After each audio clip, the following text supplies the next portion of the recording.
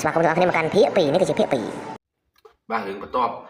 គឺខ្ញុំបាន observe ទៅលើលោកតានិយាយពីរនាក់ដែលគាត់ជាអ្នកនៅភូមិជាមួយខ្ញុំដែរទេsorry មិនភូមិជាមួយគ្នាគាត់ថាភូមិទល់ជាប់គ្នាទៅ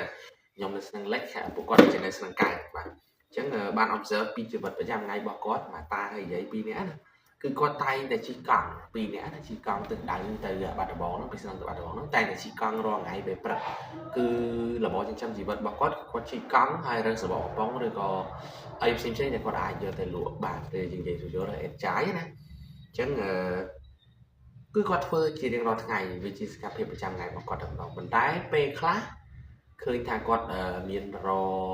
បស់របរបន្លែប្លុកឬក៏ត្រីសាច់អីបានក៏គាត់សម្រាប់ទៅ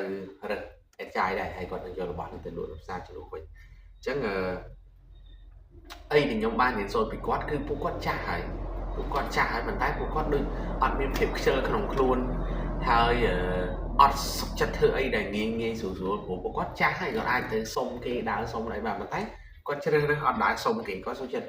យកកម្លាំងញើសឈាមរបស់គាត់យកអាពេលវេលានៅសរបស់គាត់ហ្នឹងយកទៅបន្តជីវិតធម្មតាតទៅទៀតទៅបាទអត់គិតចង់ទៅដើរសុំគេអីអត់ទេបាទហើយក៏មិនធ្វើរឿងទុច្ចរិតដើម្បីបានលុយបានកាក់មកច្រើននេះគឺតាមសមាជីវៈហើយធ្វើរឿងសុចរិតនេះបានប៉ុណ្ណឹងយើងចាយប៉ុណ្ណឹងទៅអញ្ចឹងគឺជាគំរូល្អមែនទេដែលធ្វើឲ្យខ្ញុំមានអារម្មណ៍ថាអូខ្លួនឯងដូចជាប្រសើរជាងគាត់ឆ្ងាយអញ្ចឹងអត់មានអីត្រូវភ័យត្រូវព្រួយបារម្ភត្រូវបាក់ទឹកចិត្តអីទេបាទតស៊ូទៅទៀតបាទព្រោះគាត់បាក់ជាងយើងគាត់នៅស៊ូហើយគាត់ចាស់ហើយតែយើងក្មេងរហ័សបាទរឿងមួយទៀត